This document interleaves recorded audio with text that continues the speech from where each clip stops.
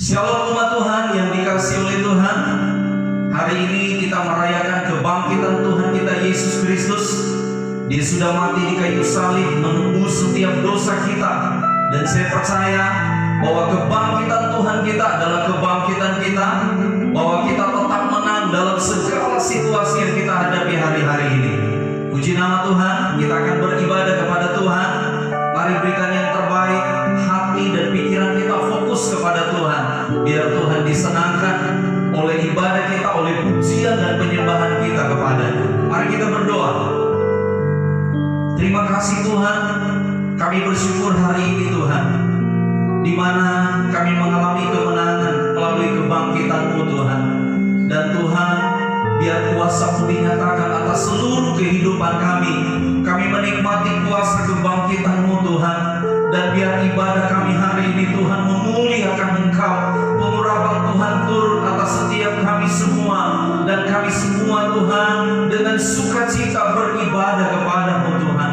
Terima kasih Tuhan. Kami bersyukur Tuhan. Dan kami akan beribadah kepada-Mu di dalam nama Tuhan Yesus Kristus. Haleluya. Amin.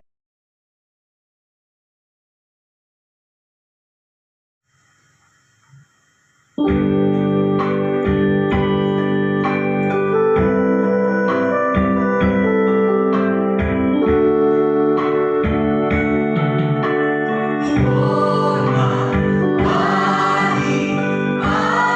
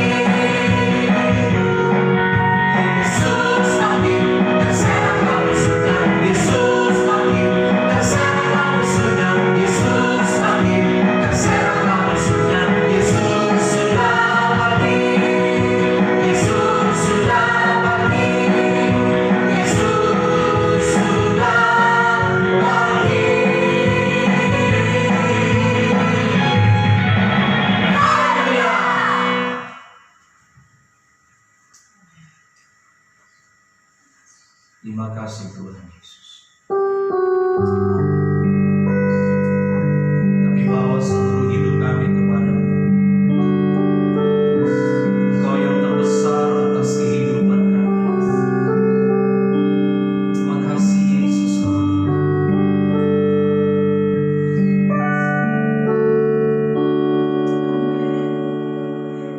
Yesus lebih besar. Yesus lebih besar di dalamku, di dalamku.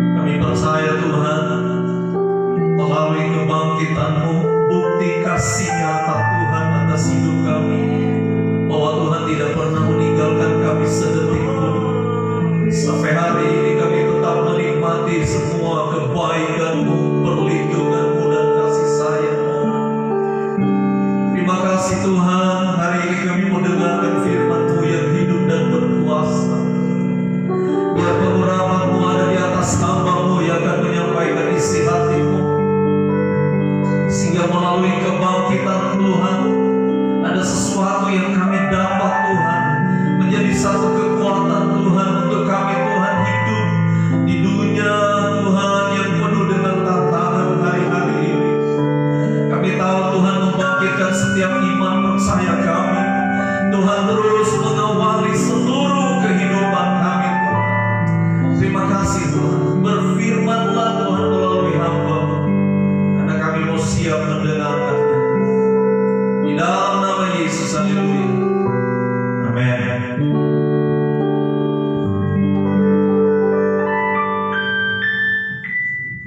Haleluya.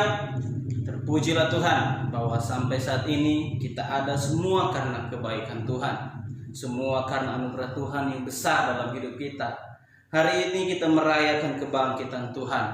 Satu karya Tuhan yang ajaib, karya Tuhan yang luar biasa, yang tidak akan pernah dapat digenapi oleh manusia manapun, baik itu tokoh agama, tokoh masyarakat. Satu hal yang hanya benar-benar bisa dikerjakan oleh Tuhan, dan kita merayakan itu pada hari ini. Hari ini kita akan belajar kebenaran firman Tuhan dalam kitab Injil Yohanes pasalnya yang ke-21, ayatnya yang pertama sampai dengan ayatnya yang ke-14. Dengan judul firman Tuhan, Yesus menampakkan diri kepada murid-muridnya di pantai Danau Tiberias. Ayat pertama, firman Tuhan. Kemudian Yesus menampakkan diri lagi kepada murid-muridnya di pantai Danau Tiberias, dan ia menampakkan diri sebagai berikut.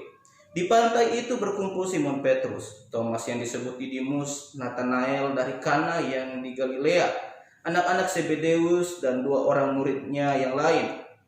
Kata Simon Petrus kepada mereka, "Aku pergi menangkap ikan." Kata mereka kepadanya, "Kami pergi juga dengan engkau." Mereka berangkat lalu naik ke perahu, tetapi malam itu mereka tidak menangkap apa-apa. Ketika hari mulai siang, Yesus berdiri di pantai, akan tetapi murid-murid itu tidak tahu bahwa itu adalah Yesus. Kata Yesus kepada mereka, "Hai anak-anak, adakah kamu mempunyai lauk pauk?" Jawab mereka, "Tidak ada." Maka kata Yesus kepada mereka, "Tebarkanlah jalamu di sebelah kanan perahu, maka akan kamu peroleh." Lalu mereka menebarkannya, dan mereka tidak dapat menariknya lagi karena banyaknya ikan. Maka murid yang dikasihi Yesus itu berkata kepada Petrus, "Itu Tuhan." Ketika Petrus mendengar bahwa itu adalah Tuhan, maka ia mengenakan pakaiannya, sebab ia tidak berpakaian, lalu terjun ke dalam danau. Murid-murid yang lain datang dengan perahu karena mereka tidak jauh dari darat, hanya kira-kira 200 hasta saja, dan mereka menghela jala penuh ikan itu. Ketika mereka tiba di darat, mereka melihat api arang dan di atasnya ikan dan roti. Kata Yesus kepada mereka, "Bawalah beberapa ikan yang baru kamu tangkap itu." Simon Petrus naik ke perahu lalu menghela jala itu ke darat, penuh ikan-ikan besar, 153 ekor banyaknya. Dan sungguh pun sebanyak itu jala itu tidak koyak. Kata Yesus kepada mereka, "Marilah dan sarapanlah." Tidak ada di antara murid-murid itu yang berani bertanya kepadanya, "Siapakah engkau?" Sebab mereka tahu bahwa ia adalah Tuhan. Yesus maju ke depan mengambil roti dan memberikannya kepada mereka. Demikian juga ikan itu. Itulah ketiga kalinya Yesus menampakkan diri kepada murid-muridnya sesudah ia bangkit dari antara orang mati. Haleluya.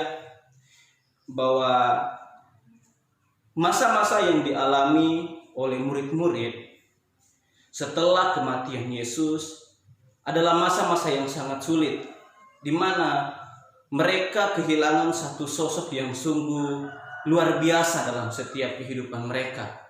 Selama 3,5 tahun pelayanan Yesus, mereka bersama-sama dengan Yesus. Begitu banyak hal yang mereka lihat, begitu banyak hal yang mereka dengar, begitu banyak hal yang mereka saksikan. Mujizat, pengajaran, mereka melihat pribadi Yesus yang luar biasa.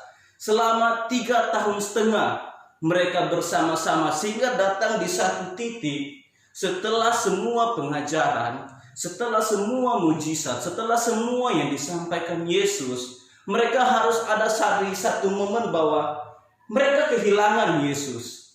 Mereka kehilangan guru yang mereka sungguh segani. Mereka kehilangan satu sosok yang sungguh sentral, menjadi pusat dalam setiap kehidupan mereka selama 3,5 tahun. Dan setelah Yesus diambil dari mereka, setelah Yesus meninggalkan mereka, setelah mereka tidak ada Yesus dalam hidup mereka, kita lihat bahwa kehidupan murid-murid menjadi sangat kacau. Mereka penuh dengan kebingungan, mereka penuh dengan kebimbangan. Karena setelah semua yang dilakukan oleh Yesus bersama dengan Yesus, hal-hal besar yang mereka melihat, mereka bertanya-tanya dalam hidup mereka. Masa sih Tuhan yang sanggup menyembuhkan, orang yang sanggup melakukan perkara yang ajaib, sekarang harus mati? Dia yang penuh dengan pengajaran-pengajaran yang luar biasa, dia harus pergi. Bahkan dia yang murid-muridnya yakini, orang-orang Israel yang mengikut dia yakini bahwa dia adalah Mesias yang mereka nantikan, sekarang mati. Sekarang diambil dari hidup mereka. Sosok yang mereka sangat bangga-banggakan, mereka dalam bayangan mereka perkasa, luar biasa ajaib, itu habis seperti manusia biasa lainnya waktu Yesus mati. Satu hal yang kita lihat dari peristiwa ini, bagaimana murid-murid waktu itu, pada waktu Tuhan mati, meninggalkan mereka sendiri, mereka hidup dengan mengetahui Yesus, guru mereka mati. Pada waktu itu murid-murid belum hidup dalam pengetahuan yang benar tentang firman Tuhan. Mereka tidak mengerti tentang nubuatan-nubuatan Yesus. Mereka tidak mengerti tentang apa yang Yesus ajarkan, bahwa dia harus mati, dia harus menggenapi nubuatan, dia harus menggenapi firman. Secara rohani mereka belum terbangun dengan benar. Secara iman mereka belum terbangun dengan benar. Tapi ada satu hal yang menjadi luar biasa yang harus kita taruh, kita tangkap dalam kehidupan mereka. Waktu mereka kehilangan Yesus, mereka jadi sangat kacau. Waktu hidup mereka rasa Yesus pergi, Yesus mati meninggalkan mereka, hidup mereka menjadi sangat kacau. Mereka penuh dengan keputusasaan, mereka penuh dengan kebimbangan. Haleluya. Dan kita, bagaimana kalau kita melihat kehidupan mereka? Padahal waktu itu mereka belum mengerti dengan firman. Tetapi waktu sosok Yesus hilang, ada hal yang sangat besar juga hilang dalam setiap kehidupan mereka. Umat Tuhan, di hari-hari terakhir ini, kita lihat dari peristiwa ini, bahwa Yesus adalah satu sosok yang sangat penting. Yesus adalah satu pusat hidup yang sangat penting. Waktu Yesus diambil, murid-murid waktu itu sangat kehilangan kehidupan mereka. Dan hari-hari ini, jangan pernah kita berkata bahwa kita bisa hidup tanpa Yesus. Jangan pernah kita mau katakan saya bisa sendiri, saya mampu sendiri. Tidak, saudara-saudara, bahwa waktu kita hidup tanpa Yesus itu sama dengan kita kehilangan hal yang paling penting dalam hidup kita. Satu hal yang luar biasa dari kebangkitan Tuhan, bahwa waktu Yesus bangkit, dia membuktikan bahwa segala yang dia katakan adalah benar. Haleluya. Waktu Yesus bangkit itu jadi satu bukti bahwa segala firman yang dia sampaikan dalam 3,5 tahun pengajaran dia, pelayanan dia di bumi, waktu dia bangkit dari kematian, maka dia membuktikan bahwa segala yang dia katakan itu benar. Waktu dia bangkit, dia buktikan bahwa firman yang dia sampaikan bukanlah bohong, bukanlah sekedar dongeng, bukan hanya sekedar hikmat-hikmat indah, bukan hanya sekedar perkataan-perkataan indah, bukan hanya sekedar motivasi-motivasi yang indah. Tapi waktu dia bangkit, dia katakan, dia buktikan bahwa yang dia katakan selama ini adalah benar adanya. Haleluya. di momen kebangkitan Tuhan ini, di mana kita merayakan Tuhan bangkit dari kematian. Tuhan bangkit membuktikan bahwa firman Tuhan itu benar. Jadi waktu dia katakan dia pelihara setiap kehidupan umatnya, maka itu benar, dia memelihara kehidupan umatnya. Waktu dia berjanji memberkati setiap kehidupan umatnya, maka itu benar, karena dia sudah buktikan melalui kebangkitannya. Amin. Tidak ada janji seperti janji yang ada kepada Yesus. Tidak ada yang mampu berjanji seperti yang Yesus lakukan. Waktu Petrus sudah dalam keadaan yang sangat lemah secara rohani, jiwa dia terguncang, iman dia terguncang, Yesus datang kepadanya. Melalui kebangkitan, Yesus bangkit dan dia datang dan dia ingatkan kembali, Petrus, Petrus. Bahkan dia sampai menanyakan kepada Petrus, waktu mereka duduk bersama-sama dengan Tuhan, mereka duduk bersama-sama. Ada satu hal yang luar biasa yang Alkitab catat, mereka sudah tidak tanya lagi, siapakah engkau? Karena mereka tahu itu adalah Tuhan. Kenapa? Waktu mereka lihat, waktu Yesus bersama-sama dengan mereka, saat itulah Yesus membuka setiap pemahaman mereka tentang segala pengajaran yang dia katakan, tentang segala firman yang dia sampaikan, bahwa Yesus harus mati dan bangkit pada hari ketiga. Sehingga waktu mereka lihat bahwa Yesus sudah ada, dia sudah buktikan janji-janjinya, mereka tidak tanya-tanya lagi, siapakah engkau? Mereka tahu itu adalah Tuhan mereka. Amin. Waktu Yesus bangkit, dia bangkit dari kematian. Dia membawa satu keteguhan kepada murid-muridnya waktu itu. Dia katakan tidak perlu takut lagi, tidak perlu khawatir lagi, tidak perlu ragu lagi. Kenapa? Karena kamu punya firman. Dan Roh Kudus dijanjikan dalam setiap kehidupan kita orang-orang percaya. Jadi dengan berbagai macam yang terjadi dengan keadaan dunia yang sekarang ini, bahwa perlindungan kita hanya datang daripada Tuhan. Yang sesungguhnya umat-umat Tuhan, apapun yang terjadi dengan dunia sekarang ini, itu tidak akan pernah mempengaruhi setiap kehidupan kita. Kenapa? Karena Tuhan memelihara dalam hidup kita. Kita Mazmur berkata bahwa walaupun 1.000 orang rebah di sisi kiri, 10.000 di sebelah kanan, tetapi kita hanya menontonnya. Kenapa? Karena kita dalam perlindungan Tuhan. Kenapa kita dalam perlindungan Tuhan? Karena kita percaya kepada Tuhan. Haleluya. Di momen kebangkitan ini, mari kita bawa hidup kita semakin yakin kepada firman Tuhan, semakin setia kepada Tuhan. Kalau mungkin ada manusia, ada berita-berita yang membuat kita takut, membuat kita gentar, bukalah firman Tuhan, pelajarilah kembali firman Tuhan, bacalah setiap Alkitab kita, maka di situ kita akan dapat kekuatan. Haleluya. Biar firman Tuhan menjadi kekuatan dalam setiap kehidupan kita, menjadi penuntun sejati dalam setiap kehidupan kita. Kita akan berdoa. Terima kasih Tuhan, kami bersyukur buat kebaikan-Mu. Firman-Mu pada hari ini kembali mengajar setiap kehidupan kami, bahwa melalui kebangkitan Tuhan, segala janji firman Tuhan itu dibuktikan benar dan tidak salah. Segala yang Tuhan katakan bagi kami, pemeliharaan, keberkatan, penyertaan Tuhan bagi kami, itu benar dan Tuhan akan nyatakan dalam setiap kehidupan kami. Roh Kudus, mari pimpin setiap kehidupan kami umat-umat-Mu.